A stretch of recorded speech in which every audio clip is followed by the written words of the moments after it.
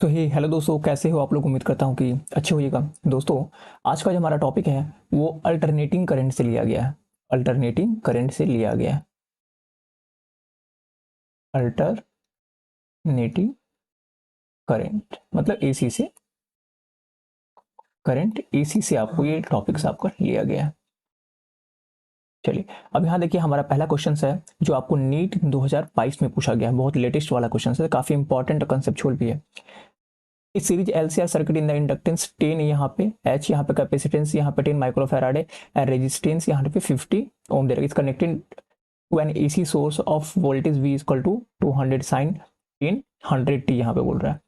Volt if the यहाँ पे resonant frequency of the LCR circuit, देखिए यहाँ पे क्या चीज बोल रहा है, रिजोनेंट बोल रहा है, resonant frequency of the LCR circuit. और यहाँ पे वी नॉट और यहाँ पे frequency of the AC source, मतलब एसी सोर्स का फ्रीक्वेंसी आपसे पूछ रहा है। और यहाँ पे रिजोनेंस कंडीशंस में आपको क्या चीज पूछ रहा है, फ्रीक्वेंसी पूछ रहा है। तो चलिए इस क्वेश्चन को पहले हम लोग समझते हैं, डायग्राम थोड़ा सा बनाते हैं इसका। एक एलसीआर सर्किट, सबसे पहले आपको समझना पड़ेगा कि एलसीआर सर्किट क्या होता है। एलसीआर एलसीआर जिसके अंदर इंडक्टेंस भी हो, आपका इंडक्टेंस होगा, कैपेसिटेंस होगा, और मान लीजिए यहाँ पे कुछ रेजिस्टेंस भी रहता है। तीनों का तीनों चीज आपको वहां पे प्रेजेंट देखने को मिलेगा। ये हो गया आपका एलसीआर सर्किट। ये होगा एल सी और ये आपका आर हो जाएगा। चलिए, तो पहले ये देखिए हमारे रिजोनेंस कंडीशन में हमसे पूछ रहा है कि फ्रीक्वेंसी इन रिजोनेंस कंडीशन। देखिए यहाँ पे इन resonance condition,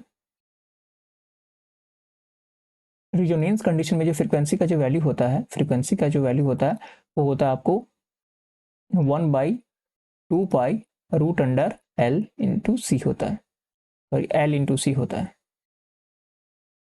we naught is to 1/2 pi root under L into C होता है। और मान लीजिए दूसरे कंडीशन में आपसे पूछना चाह रहा है कि frequency of the AC source, frequency आपसे पूछना चाह रहा है एसी सोर्स का। एसी सोर्स में, एसी सोर्स में आपसे फ्रीक्वेंसी पूछना चाह रहा है। तो एसी सोर्स में फ्रीक्वेंसी का वैल्यू होता है v is to v naught sine और यहाँ पे ओमेगा टी। तो एक एक करके दोनों को पहले हम लोग निकाल लेते हैं।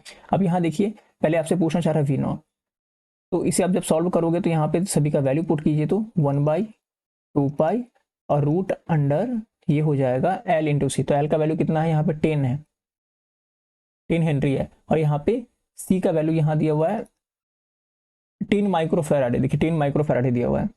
ये हो जाएगा आपको 10 और माइक्रोफैराड है, मतलब यहाँ पे 10⁻⁻⁶ भी दिया हुआ है ना। जब इस पूरे को सॉल्व कीजिएगा तो आई थिंक देख लीजिए आप 6 आ गया और यहाँ पे 2 कटेगा तो 4 आ जाएगा। तो ये आ जाएगा फाइनली आपको 1/2 पाई। और इसे सॉल्व करने से आपको फाइनली यहाँ पे देखने को 10⁻⁻⁴। जब इसे और सॉल्व कीजिएगा तो कुछ इस तरह से आपको देखने को मिलेगा 1/2 पाई। जब इसे सॉल्व करोगे, कट करोगे तो ये हो जाएगा 10⁻⁻2 इस तरह से। फाइनली ये आपको 10/2 पाई और 2 से क्रॉस कीजिएगा तो ये आ जाएगा 50। इसका मतलब जो आपका जो आंसर आ गया ये हो गया 50/पाई। एक तो आपको निकल गया कौन सा, रिजोनेंस कंडीशन में फ्रीक्वेंसी आपका निकल गया। अब इसी सोर्स में फ्रीक्वेंसी यहाँ देख रहे हैं, v इज इक्वल टू यहाँ पे वी नॉट दे रखा है, कितना दे रखा है यहाँ पे 200 साइन और 100 और टी दे रखा है। चलिए अब यहाँ से कंपेयर कीजिए तो ओमेगा टी का वैल्यू जो यहाँ हो जाएगा 100 इंटू टी हो जाएगा, टी से टी क्रॉस हो गया, यहाँ पे 2 पाई एन हो गया। आपको फ्रीक्वेंसी ने पूछ रहा है यहाँ पर तो ओमेगा का वैल्यू तो पूछ नहीं रहा, फ्रीक्वेंसी पूछ रहा है, तो ये हो गया आपको 100। अब इस 2 से 2 को क्रॉस कीजिएगा तो आ गया 50। मतलब फाइनली यहाँ भी फ्रीक्वेंसी देखिए आपको दोनों का सेम ही आ रहा है, 50/पाई ही आ रहा है, 50/पाई। दोनों के कंडीशन फ्रीक्वेंसी सेम है तो कोई ऑप्शन है कि हाँ, एक ऑप्शन है आपका, देखो सबसे पहला ही ऑप्शन है कि दोनों का ही फ्रीक्वेंसी आपका सेम में 50/पाई हर्ट्ज है। ये काफी इंपॉर्टेंट क्वेश्चन था, काफी कंसेप्चुअल था। देखो यहाँ पे फ्रीक्वेंसी का था, यहाँ पे एसी सोर्स में आपसे पूछ लिया था, इस तरह से निकाल सकते हो। तो काफी कंसेप्चुअल था। तो और ये नीट आपको लेटेस्ट 2022 में पूछा गया। सोच लो आप इस तरह से क्वेश्चन पूछे जा रहे हैं तो आप बना सकते हो। चलिए अब हमारा नेक्स्ट क्वेश्चन है, इन एन इलेक्ट्रिक सर्किट। यहाँ पे एलसीआर से ही लिया गया, मतलब ये वाला टॉपिक्स भी आपको कहीं और से नहीं, एलसीआर से ही लिया गया है। मतलब ये भी सेम आपको एलसीआर। यहाँ भी देखते पहले हम लोग अपना डायग्राम बना लेते हैं, उसके बाद जो भी कहेगा उसके बाद देखते हैं। In LCR circuit AC voltage source all the connected, यहाँ पे connected in series where L is removed from the circuit in the phase difference between the voltage and current in the यहाँ पे circuit is pi/3। if the instant is removed from the circuit the phase difference in again pi/3। the power factor of the circuit is, power factor आपसे पूछ रहा है। Power factor. देखिए ये L C और are है और यहाँ पे वी हो जाएगा। मैंने आपको बोला था ये एलसीआर सर्किट जो रहता है, एलसीआर सर्किट में in resonance condition, resonance condition,